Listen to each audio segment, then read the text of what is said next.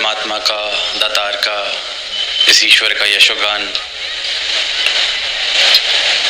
पिछले चंद घंटों से किया जा रहा है। और जहाँ जहाँ भी भक्तों के बीच, संतों के बीच शामिल होने का अवसर प्राप्त होता है, वहाँ यही श्रद्धा वाले भाव, समर्पण वाले भाव, प्रेम वाले भावों से युक्त होकर संत इस परमात्मा का यशोगान ही करते पाए जाते हैं। और ये जो यशोगान है, ये जो शुक्राना है, ये जो एहसास है, ये कोई सत्संग की चंद घड़ियों तक सीमित नहीं है। ये आज ज़रूर एक व्यवस्थित रूप सत्संग का इस धरा पर, स्थान पर आयोजन जिसका हुआ है, हम सब उसमें शामिल होकर अपना योगदान दे रहे हैं, संतों की वाणी श्रवण कर रहे हैं। पर जो भक्त है उसके जीवन में ये परमात्मा के साथ जो नाता है, परमात्मा का जो एहसास है, वो इन चंद घड़ियों तक सीमित नहीं। वो पल पल में फिर ये एहसास, ये मस्ती, ये प्रभु का प्रेम, ये बस जाता है। और फिर हर एक पल में जीवन की वो मिठास घुल जाती है। और इसीलिए सभी संतों ने, सभी गुरुओं ने यही चिताया कि पल पल की बड़ी कीमत है, बहुत मूल है हर एक पल का।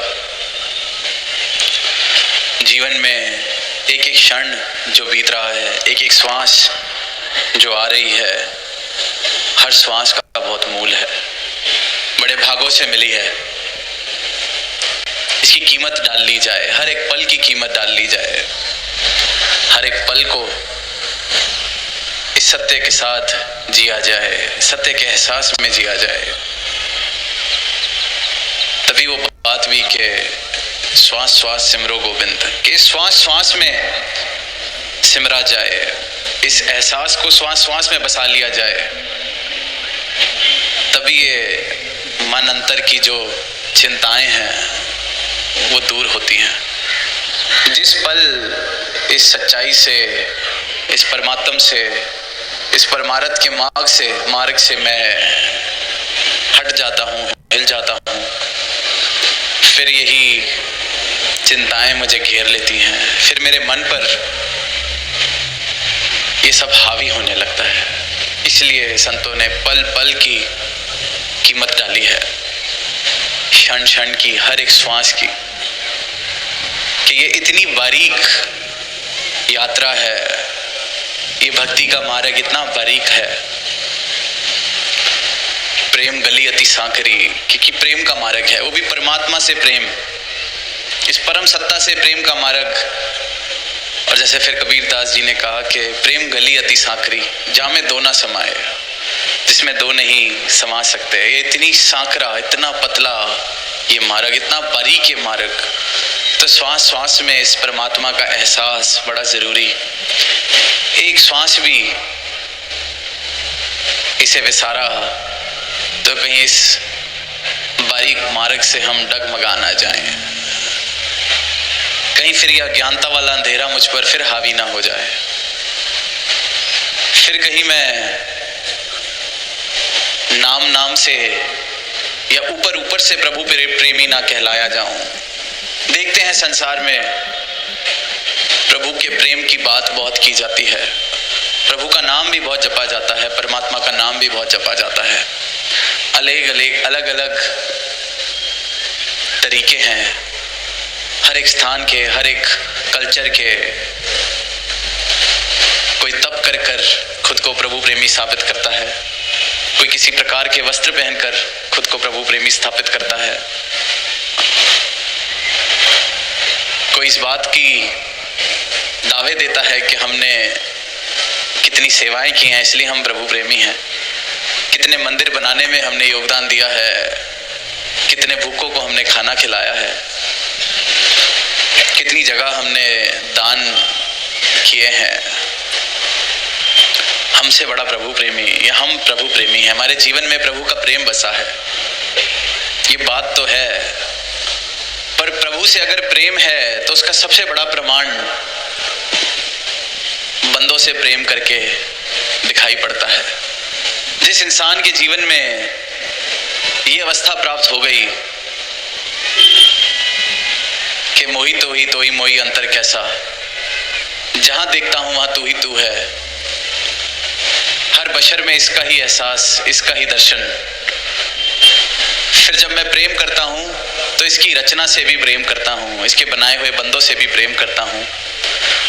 और ये प्रभु का प्रेम जिसके जीवन में आता है उसका प्रमाण ही ये कि वो प्रभु की रचना से, प्रभु के बंदों से भी वैसा ही प्रेम, बेगर्ज प्रेम करता है, बिना फर्क किए प्रेम करता है। क्योंकि उसकी फिर अज्ञानता वाली जो यात्रा है, अज्ञानता वाली जो आंख है, अज्ञानता वाला जो पर्दा था आंख के ऊपर, वो उठ गया है।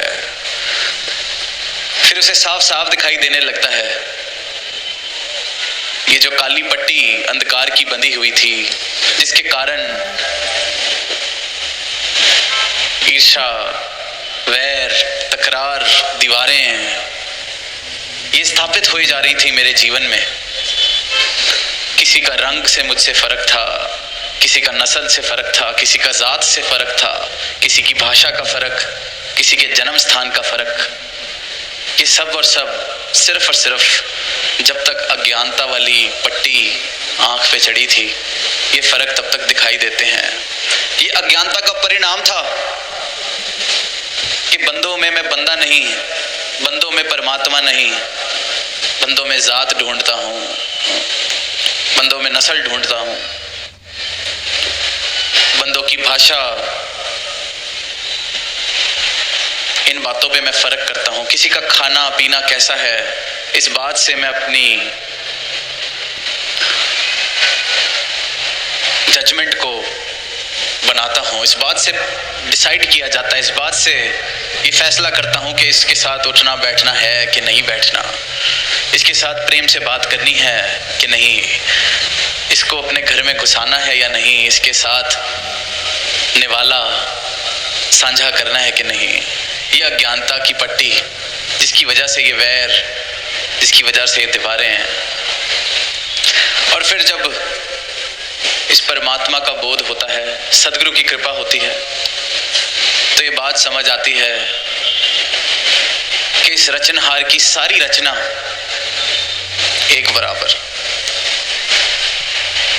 इको नूर से सब जग उपजा। ये भाव फिर शब्द नहीं रह जाते, ये जीवन में एक एहसास की तरह बस जाते हैं। फिर ये बात तो समझ पाता है कि ये जैसे सूरज की रोशनी है, ये धूप है, ये सबके ऊपर बराबर पड़ रही है। और सिर्फ यहाँ इस स्थान पर ही नहीं, इस पूरी धरती पर सूरज की जो इम्पोर्टेंस है, इस रोशनी की जो इम्पोर्टेंस है लाइफ को वहां जिंदा रखने के लिए, ये जो जीवन जो इस धरती पर स्थापित है, उसमें इस रोशनी का कितना योगदान, ये सबके लिए बराबर। ये किसी का बंटवारा नहीं कि सूरज पे मेरा हक है या इस रोशनी पर मेरा हक है, सबके लिए बराबर सूरज चढ़ा हुआ है, उग रहा है। ये पानी है, ये नदियां हैं, ये सबकी प्यास बराबर बुझा रही हैं। ऐसा नहीं कि यहाँ से नदी गुजरती है तो यहाँ जो पानी पिएगा उसकी ही प्यास बुझेगी, जो उस नदी का पानी अपने घर ले जाएगा और दूसरे किसी स्थान पर जाके पिएगा उसकी प्यास नहीं बुझेगी। सबके लिए ये पानी प्यास बराबर बुझा रहा है। इस रचनहार की रचना सबके लिए सर्व सांझी, जिसे कहा जाता है कि सबके लिए बराबर है। ये गुरु, सदगुरु का ज्ञान, ये सदगुरु की नजर मुझे बताती है कि जब ये रचना सर्व सांझी है, ये सबके लिए बराबर इस दातार ने, प्रभु ने बनाई है, तो ये फिर खुद कैसे बांटा जा सकता है, ये फिर खुद कैसे सीमित किया जा सकता है कि फलाना कपड़े पहनने वाले का परमात्मा अलग, पगड़ी वाले का अलग, टोपी वाले का अलग। ये फर्क फिर मिट जाते हैं, क्योंकि ये फर्क सिर्फ और सिर्फ अज्ञानता का प्रमाण है। प्रमाण भी अज्ञानता का है और परिणाम भी अज्ञानता का है। प्रमाण है, दिखा रहा है कि अगर ये फर्क दिख रहे हैं तो ये सबूत है कि अभी जीवन अंधकार में जिया जा रहा है, अज्ञानता से जिया जा रहा है, रोशन नहीं हुआ जीवन, रोशनी नहीं आई है अभी इस जीवन के अंदर। ये प्रमाण है, ये फर्क वाली नजर, ये दीवारें बनाने वाली सोच, एक दूसरे से बंटवारे वाली सोच, एक दूसरे को नीचा ऊंचा, ये वैसा मैं ऐसा, ये वाली सोच, ये प्रमाण है, सबूत है कि जीवन में अभी अज्ञानता है, ज्ञान का सूरज उदय नहीं हुआ। और ये होता भी तब है जब जीवन अंधकार में ही है, इसका कॉन्सिक्वेंस भी है, परिणाम भी है। और जहां ये ज्ञान की रोशनी आ जाती है, वहां फिर ये स्वाभाविक है, ऐसे भाव अपने आप ही मिट जाते हैं। जैसे पानी पीने के बाद प्यास बुझ जाना स्वाभाविक है, कुछ करना नहीं पड़ता, स्वाभाविक। ठंड लग रही है तो सूरज की धूप ले लें तो गर्माइश मिलना स्वाभाविक है, कुछ अलग सी बात नहीं। इसी प्रकार इस परमात्मा के ज्ञान की रोशनी जब जीवन में आ जाती है तो ये जो दीवारें मन में बनी हैं उनका गिर जाना स्वाभाविक है, क्योंकि बात समझ आ जाती है, अपना मूल समझ आ जाता है। फिर ये जो भाव थे कि इको नूर तो सब जग उपजया, कौन भले कौन मंदे, फिर ये शब्द नहीं रह जाते, स्वभाव में आ जाते हैं, समझ में आ जाती है। फिर प्रभु प्रेमी सही मायनों में वो इंसान बनता है जिसको प्रभु से पहले प्रेम हो जाए, वो फिर प्रभु के बंदों से भी प्रेम करता है, स्वाभाविक है। कहीं किसी विज्ञान की, कहीं किसी पढ़ाई की जरूरत नहीं, बस ये बोध जिसके जीवन में आ जाता है, फिर प्रेम, इस मालिक खालिक की खलकत से प्रेम होना बड़ा स्वाभाविक है। ये कृपा, ये परिणाम है सदगुरु के ज्ञान का, इस रोशनी का। फिर जपना, पढ़ना, लिखना, बताना कि हम प्रभु से कितना प्रेम करते हैं, फिर इन बातों की जरूरत नहीं पड़ती, क्योंकि मेरा जीवन स्वभाव ही प्रेम बन जाता है। और वो प्रेम ही फिर इस बात का प्रमाण है कि वाकई ये जो इंसान है, ये इंसानियत वाला जीवन जी रहा है, इसके जीवन में प्रभु परमात्मा प्रवेश कर चुके हैं, सही मायनों में भक्ति प्रवेश कर चुकी है, क्योंकि प्रेम के अलावा फिर भक्त का कोई और स्वभाव ही नहीं रह जाता। किसी के खाने पीने, उठने बैठने से फर्क वो आंख नहीं करती, क्योंकि गुरसिक गुरदी अख नाल वेखे, ये गुरु की आंख से फिर देखने लगता है, एकत्व वाली आंख से। सदगुरु ने फरमाया, यहाँ आज हम बॉर्डर के पास हैं तो बात याद आ रही है कि किसी ने पूछा, ये कहा बाबा हरदेव सिंह जी से कि बॉर्डर्स उन्हें कहा जाता है जहाँ दो कंट्रीज को जो डिवाइड करती है लाइन, बंटवारे की लकीर को बॉर्डर कहा जाता है।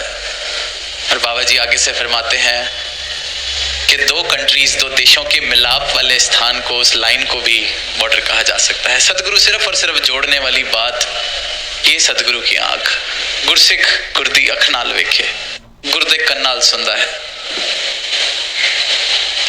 एकत्व वाली आंख, जहां सारे फर्क मिट जाते हैं, उस आंख से गुरसिख फिर देखते देखते ये जीवन की यात्रा अपनी जीता है। प्रेम ही प्रेम, हर धरा पर, हर जर्रे में इस परमात्मा के दर्शन। तो ये प्रमाण है जीवन में वाकई किसी भक्त के भक्त होने का। और ये बड़ा अमूल्य जीवन जिसका मोल नहीं डाला जा सकता। और अक्सर यही देखा जाता है कि इंसान खुद ही किस प्रकार से प्रमाण देता आ रहा है। इतिहास खोल के देख लें, आज का समय भी देख लें,